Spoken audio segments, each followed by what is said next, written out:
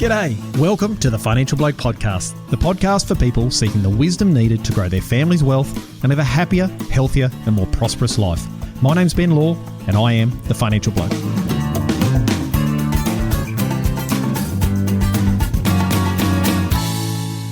Unless you've been living under a rock, you'll have heard the term carbon credits. There's been a lot of speculation and hype around them, but with most innovative ideas, it's often hard to differentiate between what's hype and what's a legitimate and true opportunity. Personally, I've seen a number of people waste a lot of time and money on the idea of carbon credits, but I've also seen the same number invest wisely, and as a result, they've generated significant cash flow and additional wealth for the family. And that leads me to our guest today, Dr Terry McCosker. Terry's a founding director of RCS Australia, which for over 35 years has been providing integrated training, education and advisory services to the agricultural sector. Terry's an internationally acclaimed teacher and has worked in research, extension and property management in both the government and private sectors for almost 55 years. It's been said that his ideas took farming out of the war with nature to an association with it. He introduced Australian farmers to the concept of ecosystem health and developed methods of measuring it alongside financial health. Terry has more recently focused his attention on using his experience, education and expertise to assist the farming community to identify and make the most of the opportunities carbon credits may offer. Today, we're going to be discussing what actually is a carbon credit and how they could improve the overall profitability of some farming operations, and as a result, magnify a family's wealth both now and intergenerationally. So without further delay, welcome Terry. Thank you, Ben. It's good to be here. Great to have you. Now, Terry, I'm really excited about this episode today because I've been following the whole carbon credit thing for quite a period of time now, and I've read a lot of really high-level stuff and I've dug a little bit into the technical side. And I actually think there's some really exceptional opportunities for agri-producers out there. But I'm also aware that with these sorts of things as well, there's potentially some big risks for the inexperienced. So what I'm really excited about today is getting your understanding of where the opportunity is and some of the, I suppose you'd say, early anecdotal results. And so we've got a lot to get into, but first, could you briefly talk about your background and why you're someone who sort of actually knows what they're talking about? Well, I've been in agriculture professionally now for 55 years this year. 1967, I joined Queensland DPI as a cadet, and I've been with DPI for quite a long time. Then I was on a property in the Territory for quite a long time, and then started my own business in 1985 and started the regen movement in Australia in 89. So I've been in the game a long time and also involved with carbon now for probably 20 years. Certainly got interested in it nearly 20 years ago, started to do something about it around 15 years ago, which was probably 15 years too early. And I think that, like a lot of people, I guess I started to wonder whether it was ever going to happen, whether it was ever going to be real. But we've arrived at that point now where it is happening and it is real. And I say to people, if I knew then what I know now, I never would have started on this journey. I don't think I've ever been on anything that's been as difficult with so many obstacles for so long for something that actually made so much sense. It's interesting. I think pretty much every business owner or entrepreneur says the same thing about business. I said, if I knew what I knew now back when I started, I probably never would have given it a crack. And I've got a 5-year-old daughter now, and some days I say that about being a dad. Yeah. you can't give that one up. No, don't want to either. No. Okay, so Terry, let's just get really basic to start with. Do you want to just give us a rundown on what actually is a carbon credit? A carbon credit is 1 tonne of carbon dioxide equivalent. In Australia, the formal title for a carbon credit is an ACCU, an ACCU, which is an Australian carbon credit unit. So 1 ACCU equals 1 tonne of carbon dioxide, and that's the same world over. So they're basically a really simple thing. They become a certificate, which you then put into, once you've got some, you put them into a special account run by the federal government, and all your credits go into an account. Each credit is an individual electronic certificate, which basically says what it was created from, so whether it was from forestry or from an avoided emission or whether it was from soils, whose property it came off, who audited it, et cetera, et cetera. I think one of the confusing things with it is that you can get credits by avoiding emissions or you can get them by sequestering carbon. And in the farming community, we've got the option of doing both. So an avoided emission means that you've lowered your fertilizer usage or your fuel usage or your electricity usage, etc., or, your methane emissions. That's an avoided emission, and there is no permanence period with that. You just get annual income, and they're fairly easy and straightforward to deal with. When you move into land-based sequestration, and that can be through either forestry or soils, then it gets a lot more complicated. But the sequestration is what removes CO2 from the atmosphere and stores it. So my background and interest is in soil carbon because I think that it has so many co-benefits for agriculture and society going forward that we've focused on it. It's certainly by far and away the hardest one to do and has taken the longest to get to where it's actually tradable, but it's arrived there now. So just remember that there's avoided emissions and there's sequestration, but sequestration is the only one that takes CO2 out of the atmosphere. And so when it comes to the soils, is it true that carbon's just the organic matter? Like when you measure it, it's just organic matter in the soil? Is that correct? No, it is in fact organic carbon. So in the soil, you've got two components. You've got organic matter, which is all the organic material in the soil. Now, about half of that is either living organic material or just dead organic material. To get to organic carbon, that organic material has to be processed by microorganisms. So what we're interested in when we're looking at trading carbon or even just measuring it is organic carbon. And as a rough number, it's about half of organic matter. That can vary depending on, the recency of the organic matter being put in the soil. But as a rough number, that's sort of it. Okay. Obviously, as you said, 15 years ago, you started seriously looking at this and it's taken a long time. And I think we're seeing, or from my point of view, from someone outside of the space, is we're seeing a convergence of a number of things, technology. We're seeing the movement, especially in the investing world and the corporate world, of the whole ESG, and environmental, social and governance, and corporations are starting to look at what they're emitting, etc. So it's a perfect opportunity for it to come to the I suppose, the forefront. Most people, I think, that I talk to are a little skeptical about them because they're new. They're not really sure how they work. They don't know the unintended consequences. But most of them seem to think that it could just be a fad. Why isn't it just a fad, and do you think they're here to stay?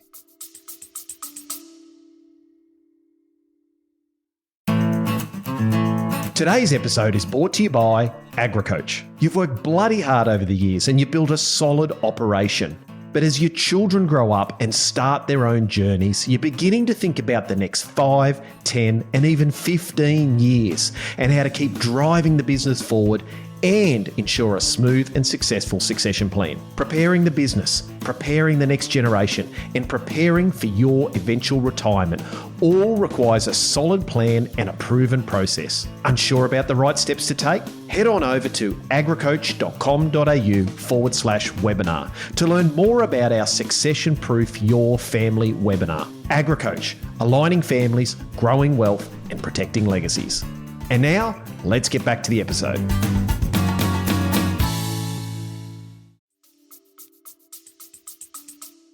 I think they're here to stay. It's now a global movement to remove CO2 from the atmosphere or avoid emissions. So the way I look at avoided emissions is it's like saying there's a cliff in front of us, and by avoiding emissions, we're just going to slow down into second gear, but we're still moving towards a cliff. Sequestration is the opposite. Sequestration has the ability to remove CO2 and, or as a minimum, remove what we put into the atmosphere every year as a society. So in round figures, in agriculture, we work in the carbon cycle, and a lot of society doesn't understand that carbon is about cycling. That, you see on the television, the smokestacks on the power stations and what's actually coming out of the top is water vapor, not CO2, because you can't see CO2. But it's a great image. And what it gives the impression that we take coal and oil and we burn that, and then carbon dioxide goes into the atmosphere, and that it's a one-way street. If you look at the atmosphere, there's around about 800 to 820 gigatons of carbon in the atmosphere. That's 800 odd billion tons of carbon in the atmosphere, and that's carbon, not CO2. In all the vegetation on Earth, there's 610 gigatons of carbon. The carbon cycle itself is 150 gigatons. That's 150 billion tons a year of carbon going in and out of every living thing. And all Earth's soils down to a metre got an estimated 1,580 gigatons of carbon.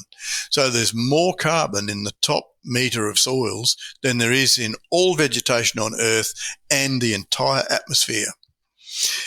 Now, our emissions as a society globally are 9 to 10 gigatons a year from burning fossil fuel and making cement, essentially.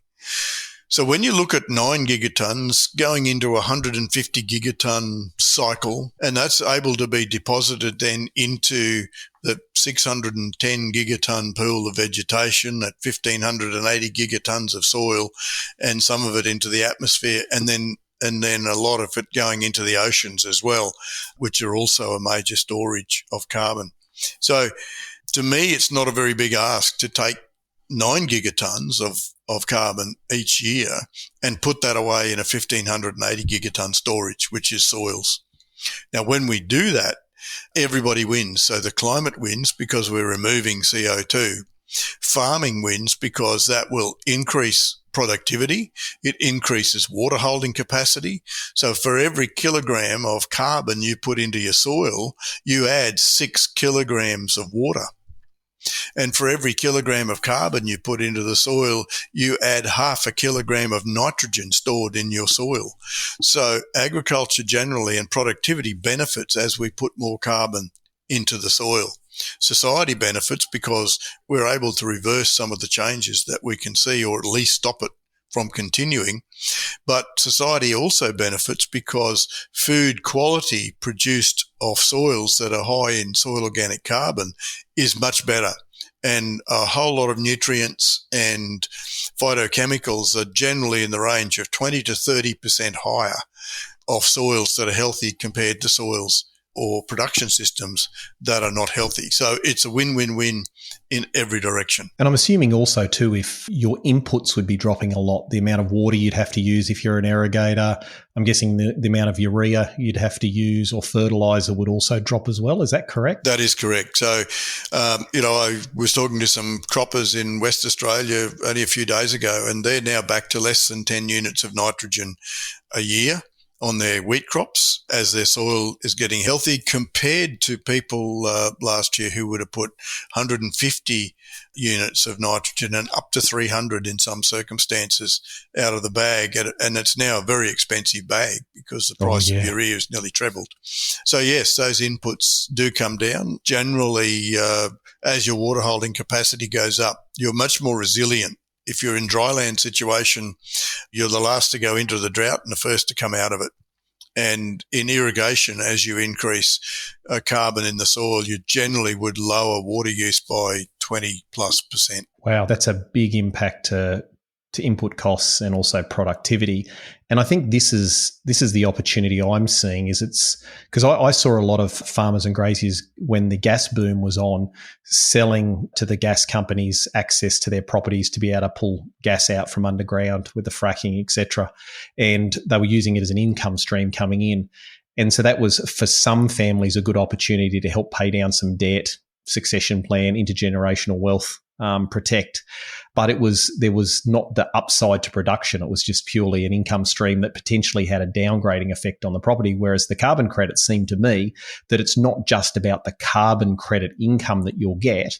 It's also about the fact that your business, once done, could be far more profitable on its own. Is that correct as well? That's absolutely correct. And again, taking it from the soil carbon perspective, I believe that the focus of anybody interested in this should firstly be on increasing productivity.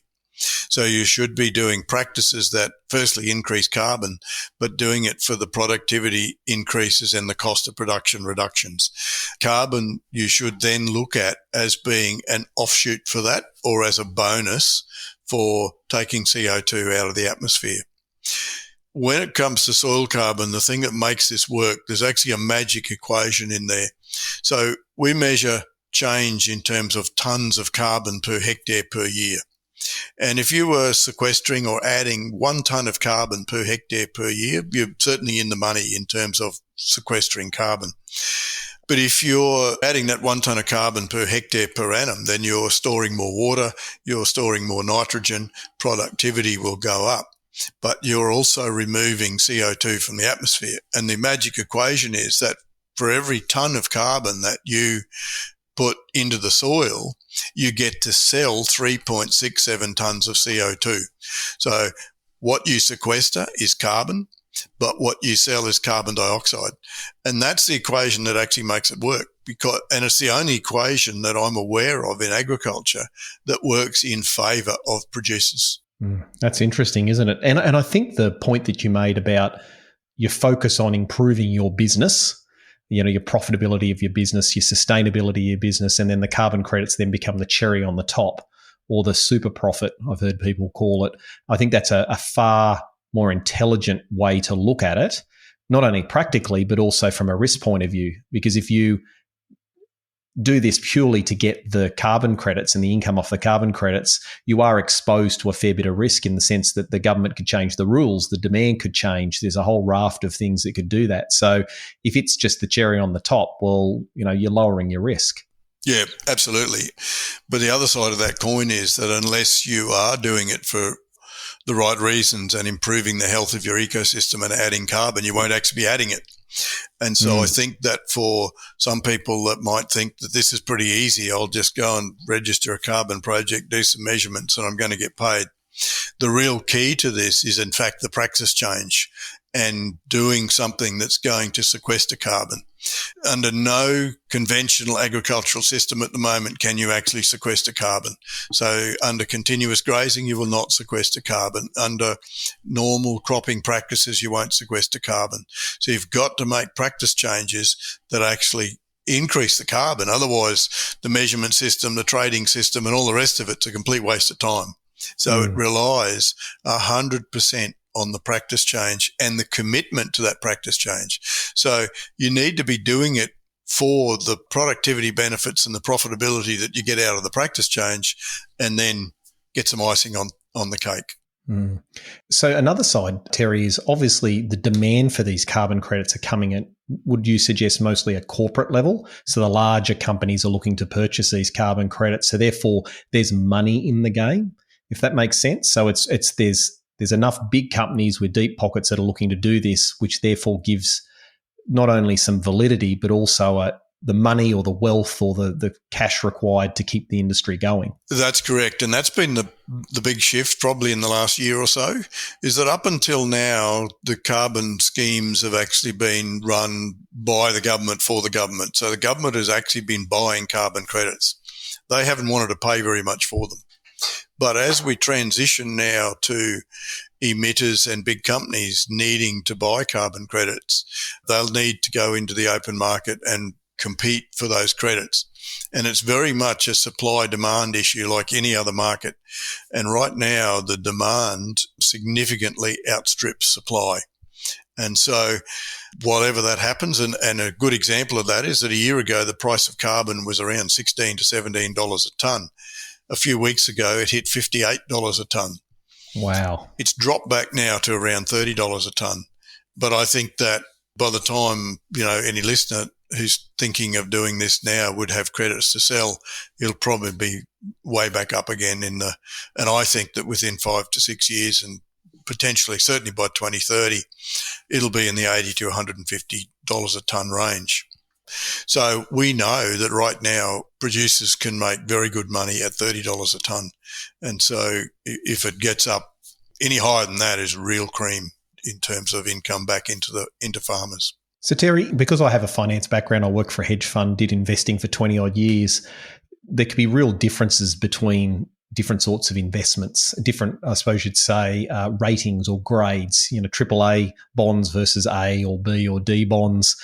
Is it the same thing in carbon credits? Is there a quality metrics as in, you can produce an A-level carbon credit, which is worth more, so you can value add to get that at premium pricing? Or is it just a carbon credit is just a carbon credit? There is some differentiation. So an ACCU is a high-quality carbon credit, and that is also the credit that emitters need to use to offset their carbon in Australia. So they can't use a Mickey Mouse credit generated by somebody that's not an ACCU. Therefore, the premium will be for ACCUs. But people can go out there and have other credits. There have been some credits sold overseas, recently, for example, for reasonable money. But those credits don't have the same backings that an ACCU has, and they'll probably be valued less and less and less. So at this stage, there's two. I think then within the credits, there will be, I think we'll see some sort of differentiation even within ACCUs start to develop.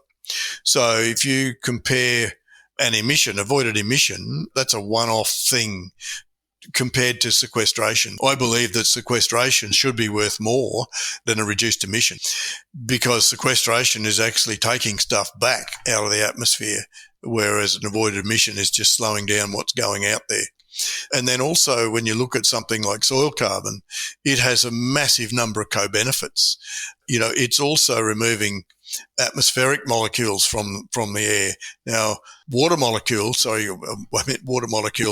water molecules, in fact, have a much, much higher warming capacity than CO2 does. So by putting carbon into our soil, we're storing carbon or reducing carbon dioxide in the atmosphere.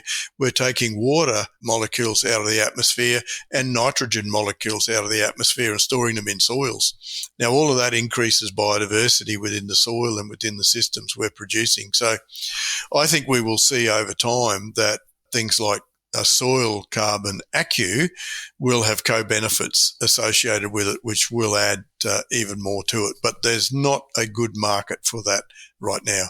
The market is just for ACCUs. I can see that happening over time, Terry, because I don't know who regulates this, and we might touch on that briefly next. But I look at this and I go, okay, well, for a lot of companies, it's just about ticking a box. We've just ticked the box to say that we've offset our emissions. We don't really care what it is as long as we can tick the box and move on. Other companies are going to be legitimately looking for ways to do this. And I'm guessing with any new emerging opportunity, cowboys are going to come into the industry and come up with, really cool, unique ways to do this, which is cheaper and less scientific. And there's going to be buyers out there for that. And therefore, government's going to come in and regulate, which I think is obviously a potential opportunity and potential risk. So who's regulating this process? And is there someone regulating at the moment, Terry? Because I think that's a really important question. Yeah, it is very heavily regulated, and the Clean Energy Regulator regulates it.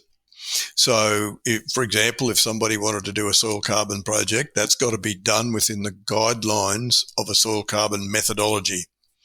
That methodology is almost 300 pages long and has 40 or 50 pages of equations in it. And that methodology determines what you can do, what you can't do, how it's measured, how you equate for emissions, how you do all the calculations to calculate whether you've gained or lost carbon, et cetera, et cetera, et cetera. It's highly regulated. And those methodologies have to go through an integrity committee to be approved. So they get developed by a combination of industry and government, and they go through the integrity committee, and then eventually they're approved by the minister. So it's a rigorous process. The last soil carbon method took a year to build. Prior to that, they used to take 4 years. Then they're not easy things to develop. They're very complex things, methodology. So that is changing now so at the moment, if you had some trees on your place that you could sell into a carbon project and you were reducing your fertilizer and reducing your methane emissions, you'd actually have 4 different projects on your property. What's being developed now by the Clean Energy Regulator is a new method that will allow us to combine all the ways of calculating avoided emissions and sequestration on a farm under one project. so we can actually work at farm scale, which makes a lot of sense. And we've been lobbying for that for probably 10 years. That one's on its way, and we should see that one come through in 2023. It will become easier. It will become better as we move forward. And I guess we're all still, it's early days with a lot of this stuff, and we're all still learning. But it is buyer beware. There's a lot of cowboys out there now that have done no research, have no science behind what they're doing, and don't understand what they're doing, and don't even understand the technicalities in the methodology. And you run the risk of paying them to do something for you and then not getting any credits at the end of the day. I will give you a good example of that. Was one I heard just recently of an agronomist in a different state to ours who is planning to go onto a lot of properties and measure carbon along the ridges to start with, and do that as a baseline, and come back in 5 years' time and then measure the flats and show that there's a big increase in soil organic carbon. Now, that will never pass the regulator. That would never pass a methodology. It doesn't even pass the sniff test. But there are cowboys out there and they'll do that for cheap. Another example I use is we've had two quotes, for example, on a 1,600 hectare property. One quote was $2,250 to do all the measurements, and then they wanted 5% of the credits. The second quote was from CarbonLink, which is a company that I've been heavily involved in. That was $20,000 to do the same thing and 18% of the credits. Now, when we did the sums on that and went through and actually calculated how many credits would come out and what was the net profit from each of those two, by spending $2,250 at the end of 5 years, your net profit was minus $2,250. By spending the $20,000 up front, and actually twice, because you've got to spend that twice before you got anything to sell, the net profit was $105,000. And that's to do with accuracy and variability in the landscape. So if you don't take enough samples, and we're talking soil carbon here, if you don't take enough samples, then you're actually going to have nothing to sell at the end of the day. So it's very rigorous, very, very tightly controlled by the Clean Energy Regulator. And I'm guessing too, with that, there's a whole lot of unintended consequences, because I used to explain this in financial advice. I said someone could give you financial advice that was really cheap and nasty, and you might have someone else that gives really high quality financial advice and it's really good advice, and there might be a big disparity in price, but you won't know the true cost of that advice until time's passed. And so that really cheap advice, quite possibly, if it was shoddily done, could cost you multiple times in losses or lost opportunity cost. And I'm guessing it's the same here. There'd be significant potential unintended consequences you can't measure, not only, as you said, that loss in profitability, but also if you run foul of the regulator or something goes wrong. I'm guessing the buck stops with the producer. That's correct. So the producer gets nothing at the end of the day and has forked out to have those measurements done. And so you really need to be very careful about who you select to do this. And, there's a large list of questions that you really need to ask to get the right person. And, the first one is, are they a member of the CMI? That's the Carbon Market Institute. And are they a signatory to the Code of Conduct for doing carbon projects? And then what's their experience? What's their science? How much science do they have? We have spent 9 years developing science and working with CSIRO in about 3 different universities before we're ready to go out and start measuring soil carbon and doing projects. But now we know the science, we know what we're doing, we know how many samples we should take, and we've developed some really clever methods of measuring it. So I think that it's a matter of being quite careful. And the example I just gave you, of a low cost versus a high cost, and there was no profit or income by doing the low cost. And you're absolutely right. You won't know that for another 4 or 5 years, that you've just lost all of that money. And once you have a registered project, you can't re-register it and start again.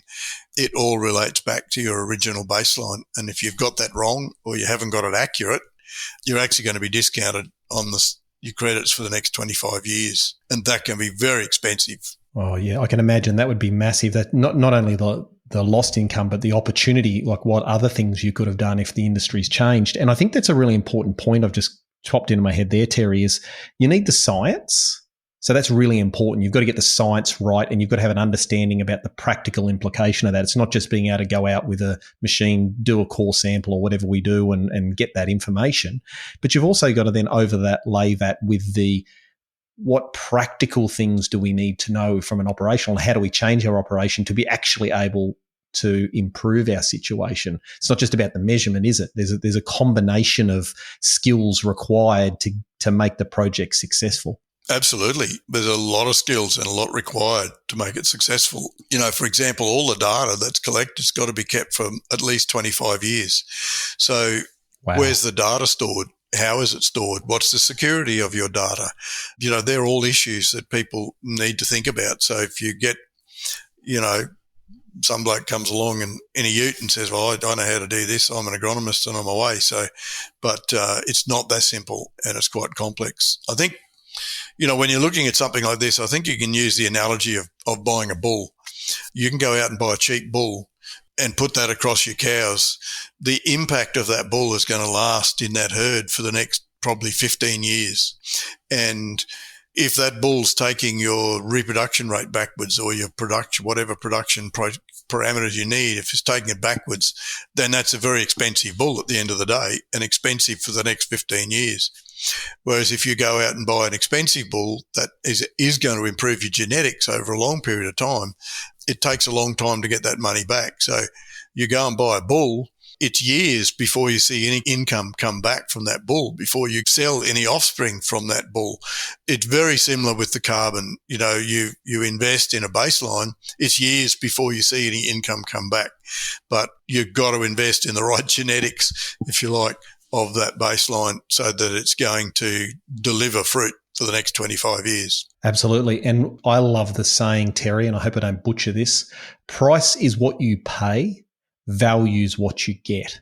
Yeah, totally true. And I've always believed that, that cheapest is not always the worst, but it's again, we have to get our minds are thinking, what is the bigger picture here? What's our actual objective? And is it to get get it done cheaply, quickly and done, or is it to be done properly? And I think this sniffs to me like something that if you stuffed it up, not only is there monetary costs, there could be regulatory costs, there could be legal costs. I mean, it's just an absolute quagmire if you got caught. Terry, I would like to move on. Now, you mentioned when we first talked about this that you've started doing some really early trials and some analysis, and I hope I get this right, and you've done those trials with both a scientific, economic and financial overlap. So can you talk about sort of some of the early anecdotal results you're seeing from these projects? Yeah, they're probably at a stage where they're not anecdotal anymore. I think we started in 2016 with some brave souls that decided they would get involved in this and were prepared to invest heavily, actually, in 2016. So we measured 5 properties back then, and there was a couple of others that were measured around the same time by CQ University. So we've been back and remeasured those properties again in the last 6 or 8 months. We remeasured them late 2021. It's taken a long time to get the calculations done on those properties. I'm only just starting to see stuff come back through at the moment, and these results still have to be ticked off by the regulator and also have to pass audit, but they're probably as good as we can get them right now. So they may change. The properties were all grazing properties, and they stretched from central Queensland down through the Burnett, down into the Southern Downs and down into northern New South Wales. There's around about 18,000 hectares grazable area in that, and around 14,000 hectares that was actually under carbon projects. All of those have had between 2 and 3 years of drought in that 5-year period. All the central and Burnett properties suffered significantly from pasture dieback through that 5-year period. One property had 2 floods, and one property was totally burnt out in 2019. With the New South Wales bushfires. So they've been through all the normal stuff. The average rainfall across these properties is about 680 mils. There were almost 2 years through that period where most of them were down at a rolling average of about 300 mils. So they were down at less than half their annual average rain in their worst years. In fact, they're at 40% of annual average in their worst years. So we had quite a lot go wrong. And certainly those seasons and that dieback and so on affected profitability of the cattle game. They were all cattle producers. Their cattle income was significantly affected through that period. The benchmark, the average profitability from cattle, so this is based on EBIT, earnings before interest and tax, from our benchmark data for that region, was $46 a hectare for the year in the last year. And I picked the last year because it was the highest cattle prices on record. And I wanted to compare, well, how does cattle at its highest ever compare to carbon income? The average income, and I'll just look this up to make sure I got it, the average income across those properties for carbon is what we expect them to earn this year, will be $108 per year per hectare for those 5 years. Wow.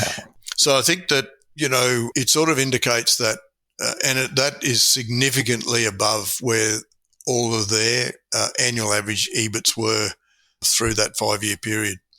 So these were all very good managers. So they destocked during the drought. They maintained their ground cover, and that was absolutely critical to the success of this. They'd each lost carbon on parts of their properties in the top 30 centimetres, but the real key was that they sequestered carbon at depth, and that when you sequester carbon at depth in a soil, it stays there. And that's where the real win has actually been, and probably around 50% or more of the carbon sequestered has actually been at depth. So when you've got carbon in a soil at 20 centimetres, it's potentially stable unless you plough down to that depth and really work to get it out. It's potentially stable for 1,000 to 2,000 years. As you go down towards 1.5 metres and 2 metres in the soil, carbon is stable for 10 to 12,000 years. And so that's a real benefit to this whole system, in that when we're pulling carbon out of the atmosphere and putting it into soils at depth, that carbon is stable for thousands of years. If you put carbon into trees, for example, you could lose that in a bushfire, and you could lose it overnight. You'll get it back again. You'll get it back into those trees as they regrow, because that's just part of the carbon cycle. But the soils, we can actually hold it and we can keep adding it. And I guess that's a really significant thing as well. You can't keep getting paid for it past 25 years, but you can keep adding it. And the more you add, the higher your productivity gets. The more drought resilient you are, the more water you got stored, the more nitrogen you got stored in your soil. All of those things are production benefits. So I think the financial outcomes are exciting. And this is, as far as I know, the largest and in fact the only large-scale, real-world, at-scale soil carbon project in the world where there's real data, and real data in terms of the stringency of the methodologies under which it's been done and the science that's backed that up. We employ about 4 or 5 PhDs that are working on the science just alone. And so there's a lot of science and a lot of work goes into actually working a lot of this out. And that's at today's price of carbon. Yeah, wow. And like you said, you're comparing it to when cattle prices are at absolute all-time highs. Yes. Some of these guys, they were better than average. So in their last year, with cattle prices at their highest, their EBITs were in the $80 to $90 a hectare range. So they were better than the average producers, but still that was lower than the 5-year per annum income average for carbon at today's price. And if we'd been able to sell this 3 or 4 weeks ago when the price was $55, $58 a tonne, then that carbon income under those numbers was up around $160 a hectare a year would have been their income. So, and they can actually hang on to these and wait for that price to get back up there too. They don't have to sell these credits immediately. So some of these guys are going to be getting, multi-million-dollar checks this year as a byproduct of managing their landscape well and managing their grazing well. I mean, on the surface, of course, there's a lot of technicalities, but on the surface, it sounds like an absolute win-win scenario for the people doing it. Now, Terry, is there and again, you may not have the data or be able to quantify this, but obviously this requires you to manage these carbon credits or the carbon in your soil. So there's going to be additional work required. Have you sort of worked out some sort of, I suppose you'd say, some costing or times to gain that extra $108 per hectare of income from the carbon credits? So there is extra capital expenditure that you need to spend. Let's take the grazing industry, and these are all out of the cattle grazing industry. The extra capital they had to spend was on water and wire. That doesn't necessarily increase labour.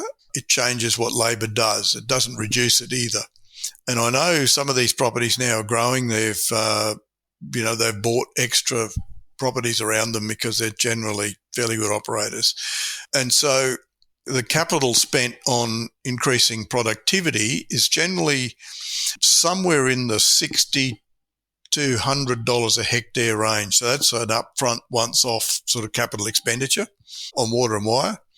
And then, that's, as I say, that's a once-off. After that, then you've got the infrastructure you need to manage that. I think one of the steps that we'll be taking as we move forward, as we learn more, is I think we need more legume in our country. And so we need perennial deep-rooted legumes. Probably not necessarily with the intensity of Leukina, but more like things like the Progardes and Desmanthus type legumes. Because we know that as we increase carbon in a soil, we've got to add nitrogen to be able to create that carbon. Because the soil biology wants to maintain a carbon-nitrogen ratio of about 12%. So to add carbon, we have to have some extra nitrogen there to be able to build that carbon. So we know that we need more legume in the system, and we know there's some new research coming out now showing that those legumes are, in fact, increasing the sequestration rate. And the thing that drives profitability for a producer in this is the sequestration rate of carbon. And it drives it in two ways. So that the faster you can sequester carbon, or the more you could sequester, the faster it drives your productivity. It also drives the profitability. It's the total driver of the profitability when it comes to selling your carbon credits. So the difference between sequestering 1 tonne of carbon per hectare per year and 2 tonnes of carbon per hectare per year is really significant in the income that you'll earn per hectare per year. And the reason is that it gets multiplied by 3.67 each time. So that extra tonne has no extra cost associated to it, but it's multiplied by 3.67, multiplied by the price of carbon or carbon dioxide. And so that sequestration rate is a major driver, and that takes management to drive that sequestration rate. So planting legumes is probably going to be, some of the data suggesting it's going to be more expensive than $100 a hectare. Could be 150, 180, a couple of $100 a hectare. Again, a one-off cost, but that will drive productivity as well as your carbon income over time. So do you think there's more opportunity in the grazing industry for this soil carbon capture, or in the cropping world? Oh, I think grazing's the low-hanging fruit. It's very easy to do in grazing. It doesn't cost a lot to do it. There's more risk and more knowledge required to be able to do it in the cropping industries. It can be done, and there are people doing it. But there's a lot more things you have to change. You have to change an entire system, basically, when you do it in a cropping system. You have to start pulling out some of the things that are stopping you building soil carbon and adding in things that can help you build soil carbon. But all of that lowers your risk as well in a cropping industry, and risk now is one of the biggest issues in growing a lot of crops. Cost of inputs relative to the return, and you miss a season, or you get rain at the wrong time, or a frost at the wrong time, or no rain at the wrong time. The risks are huge because of the cost of production. So I think that there's a real interest in the cropping industry now in switching practices to things which are more regenerative. And a lot of it's driven by the risk and the current price of inputs. So, Terry, you've spent 15 years working on this, I suppose. So you've done well over your 10,000 hours, which it takes to become an expert. The average Joe out there that's just got let's say a grazing property, and they're thinking about carbon credits, how the hell do they work out if they even should look into it, or should even bother investing their time, effort, or energy to work out? And how do they go about it? Like, how do you start the process other than just reading a whole lot of literature? Yeah. That's a really good question because there's no good books. There's probably a little bit of stuff on YouTube and things like that. I would suggest that probably the safest way is to contact an organisation like CarbonLink, who has actually done the science and has a team of people that actually understand what's going on. Probably the first, and what they will do is actually work through some of these issues with you, and will actually work out whether it's worth it. They've got a model that can help them work out whether you're going to make any money out of it, whether it's actually worth your while doing from a carbon perspective. I think maybe even another first step is to, be involved with a training organisation like RCS and actually learn how to improve productivity through grazing and get your ecological system functioning better and your productivity functioning better. And then you can think about carbon once you're on that track or once you understand that process. I think that's probably the safer way. And CarbonLink's only going to send you off to do some training anyway if you don't already know how to implement the practices that are going to sequester carbon. So you start off, you don't actually have to spend any money. You can get a preliminary report from CarbonLink that costs you nothing that will indicate whether it's worth it or not. So you'll be culled out on things like scale. If your scale is too small, it may not be worth it unless you get together with other producers in your area. If you're too dry and too hot and you're in climates where it's unlikely that you're going to be sequestering much carbon, at this stage we'd probably put you on hold and say, we don't know yet. We don't have the science to say whether you should go into a project and spend the money in that environment just yet.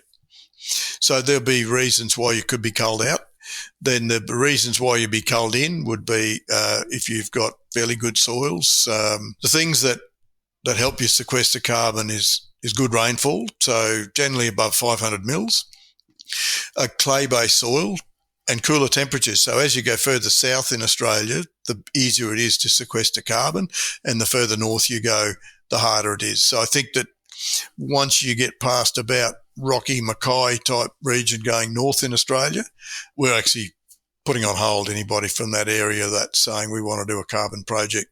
There's some extensive research in the north that's going to crank up over the next year or two, and we'll know more in another 3 or 4 years. So I wouldn't rush into it if you're further north. So, and then it really comes down to whether you're prepared to make the practice changes to actually sequester the carbon in the first place. I think that's two really important points you've made there, Terry, because that really summarised it well for me. The first thing you got to do is, well, are we in the right area and do we have the right soils? And you can check that relatively easily, sort of almost tick that box. But the bigger question is, are you either doing the practices that production-wise that will capture the carbon, or are you willing to? And if you're not capturing them and you're not willing to do them, it's a complete moot point. There's no point even wasting your time. So you need those two things to be true to actually even invest your time. Now, that may change in the future as the science and, the market changes. But at the moment, that's some really good ways of looking at it from a simplistic point of view. And as you mentioned, you have the company CarbonLink, which can assess that and can work through it with someone. And then they can either say, yep, we need to invest some time and opportunity here, some money here to get this up and running, or we can shelve it, or we can just kick it to the side of the road and get on with business. So I think that's some really good points. So Terry, I think that's given us a really great overview of carbon credits. It's a massively complicated area, isn't it? And I think I'd love to dig into it more, but I think that's given everyone a really good summary of where things are at. Where can people find, I suppose, you, RCS, CarbonLink, or online? Where's the first place they should go if someone's sitting there going, well, I need to talk to Terry, or I need to talk to someone like Terry? Yeah, I'd say the first place is probably the RCS website, and all our social media things are listed there, and that's rcsaustralia.com.au, and the CarbonLink website, which is carbonlink.com.au. And that'll get you linked. There's, asking for help. You can contact people and people will come back to you. Humans will actually come back to you and have a yarn to you. Probably one thing that I would add that we probably didn't get around to is the reason why you might think about doing this. And the reasons that people are doing them at the moment is there's probably three key reasons, and they're long-term reasons. And the first is succession. I think that the income from carbon can well help with handling succession by providing a separate income source. The second is debt reduction. So you've got income coming in from another source and you're not relying on your production business to be able to reduce debt. And the third is to be able to expand your business. So if you don't have much debt now, you can actually take on some debt with another avenue to being able to get rid of that debt over time and generate more profit even from new land that you take on. So people are really looking at this as a long-term thing with probably those three key things in mind. I think also one that popped into my head, Terry, was risk management. I see a great opportunity here to not only, and again, that's my money hat on and finance hat on, is I look at it a risk diversification. One is as you said, you're increasing the resilience of your operation by making it less volatile with regards to weather, and you're diversifying your income stream. You're getting an income stream from another area, which can help, for example, succession, build off farm assets to further diversify, educate kids going off to boarding school, which is incredibly expensive. I think that's a great way to also manage risk in your business. I think it's even better than that, because what you can do around risk is once you've created credits, and you don't need to sell them when you've created them, you can let them sit, or you can sell some, for example, and let them sit in your account. And then when you get a bad year, so you might have a flood or you get that drought or you got low commodity prices, you can then dip into your credits and maintain your cash flow in your business. And, and one of the great things that's just happened is that the government only last week announced that credits now are able to become part of farm income. And up until last Monday, they weren't. They were actually treated as off-farm income. So that's got massive tax implications. So there's also some risk management that you can do around your taxation now. But I think that using credits to top you up in your bad years, it's a great way to hedge some of the risks in your business. Absolutely. And I think the overriding advice for me is get advice.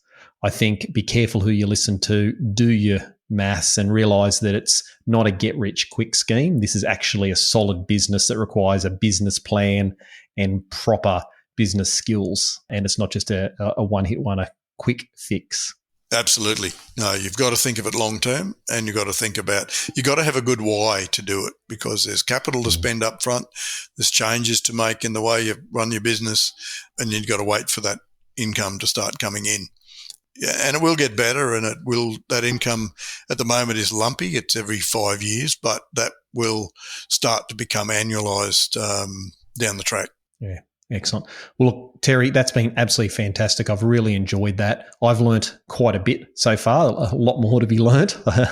Now, this is a question I like to ask everyone, Terry. What's your definition of true wealth?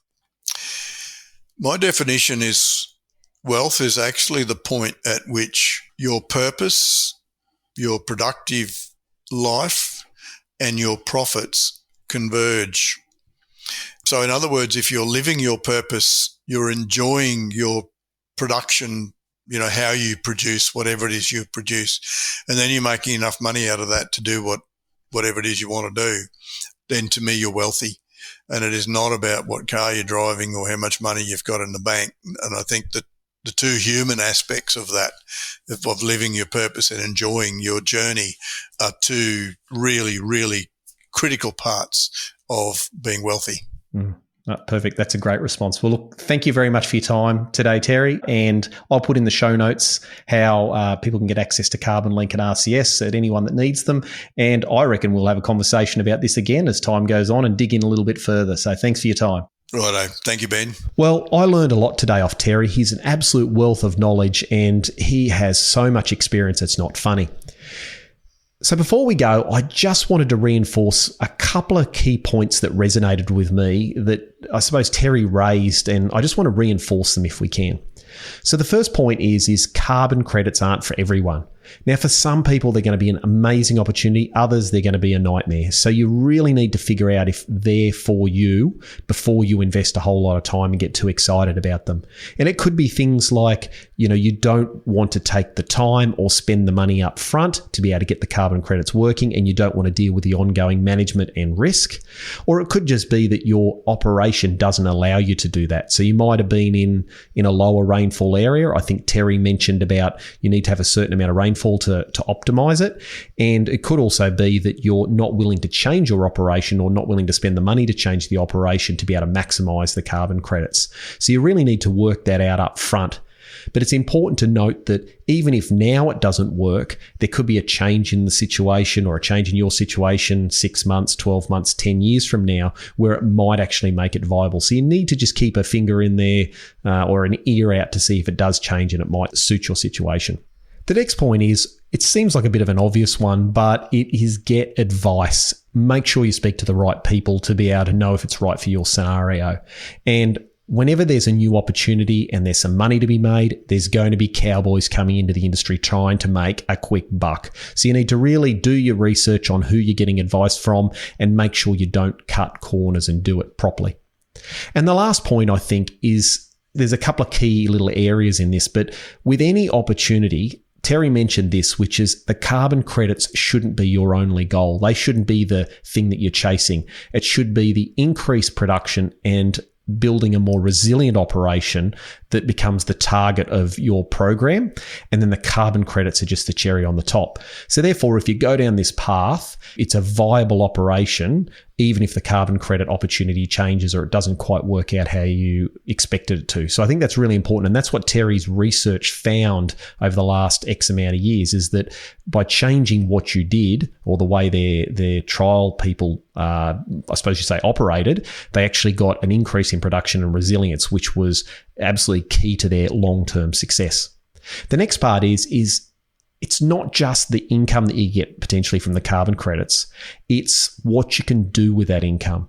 And you could do things like accelerate your succession plan or facilitate your succession plan, reduce debt, or expand your business, which I think are all key parts of intergenerationally being successful. And the last part of the opportunities is, with any new opportunities, there are downsides, and it isn't just a way to make a quick buck.